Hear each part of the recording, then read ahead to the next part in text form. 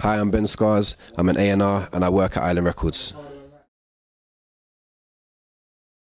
Yeah, the opportunity to do work experience at Island was amazing because I'd never been in a record label or let alone even like an office like that before. And I think everybody kind of has preconceived ideas as to what it might be like, but when you get in there, actually it's like a totally different world. One of the things that really struck me about being in there, because I had worked at an independent company before called A Jump Off, which was amazing, and we had to make things work on like a shoestring budget, and it taught me a lot.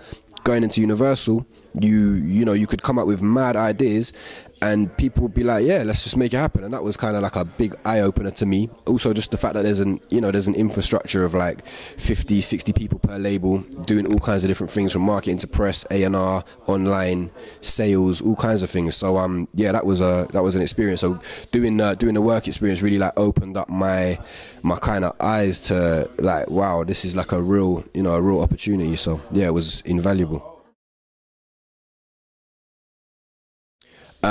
Yeah, I mean, you know, when you get that kind of opportunity, you really have to go the extra mile, because there's a lot of people waiting in line to kind of get that one job, you know, and there's probably, I don't know how many tens of people are waiting for every one job that comes up in Universal, if not hundreds, you know. So I think if you get in the door and you get on the floor, then you have to go the extra mile. Come in early, stay late, do all of the mundane tasks, but to the best of your ability, make it look like it's easy and you're just killing that. And then, you know, I think people will start to trust and give responsibility, especially when you take out your own initiative and you think about the way in which you can do things better or more efficiently. Because maybe, you know, people that are a bit more senior, they don't really understand how things work on the very, you know, on the bottom rung of that ladder in there, but there's a lot of things that you might be able to suggest or do or incorporate in the way that you do your job every day that makes things run a lot smoother and a lot easier. And I think people kind of respect when people take initiative and do those kind of things. So yeah, you definitely always have to go the extra mile. Massively important. I mean, when I first started there, one of the things that my boss at that time, a guy called Ted Cockle, who's now the president of the label, told me, he said, you know what, don't ever be afraid to put your ideas forward. And he's like, 9 out of 10 of your ideas will be shit, but one of your ideas might actually become something. And that's something I never really forgot, you know. And I think when you know, Ireland is a place that's very inclusive anyway. Like everybody from the most senior level of staff to the newest work experience person kind of knows each other. It doesn't feel like, oh, you can't speak in a room full of people. So yeah, it definitely feels like a team, and everybody looks to everybody for ideas. So I guess it was lucky that was the kind of environment I was in as well. But yeah, similarly, not to forget what Ted told me. So yeah, you know, always put ideas forward and kind of just, what have you got to lose, you know? So it's very difficult, because when people come to you and they've got talent and they've got great songs and you know, all the rest of it, but they don't want to work hard, like, they're going to find out very quickly that, you know, to coin the phrase, hard work beats talent if talent doesn't work hard. And that's very true.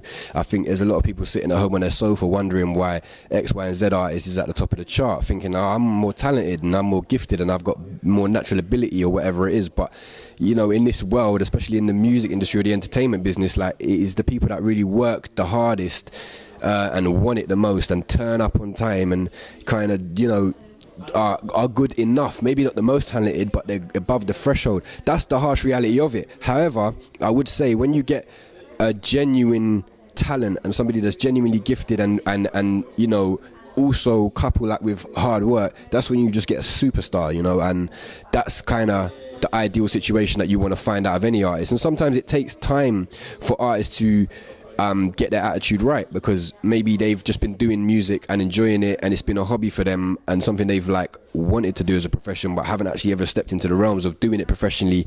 And by professionally, I mean getting paid, you know. So sometimes there's a transition period where, you know, they have to actually, you know, they have to check themselves, or they have to make a couple of mistakes and be close to losing, you know, everything that they've dreamed of to actually fix up, you know. And that's, I won't say it's fair enough, but it's life, innit? That's happens. And sometimes, you know, you have to learn things the hard way. Like, I'm quite like that myself. Like, sometimes people could tell me till they're blue in the face, but I have to learn the hard way certain times. And it's like, you just hope that that person wakes up at the moment before it's too late, and that they really realize what's in front of them and take that opportunity. So yeah.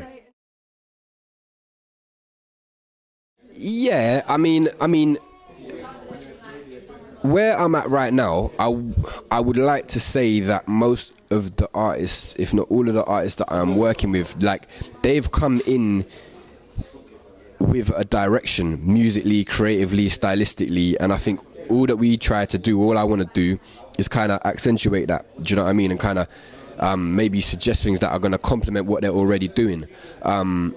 Just because that's the nature of the artists that I'm working with at the moment. I'd like to think they're all credible, they all genuinely come from a place, and they're all, you know, they've got like integrity and whatever. However, there obviously are artists that maybe they might come off reality shows, or maybe they might be a group that's been put together, or maybe they just might be a singer that's got a good voice, and actually they're taken out of obscurity and put into a situation where they're being told what to do.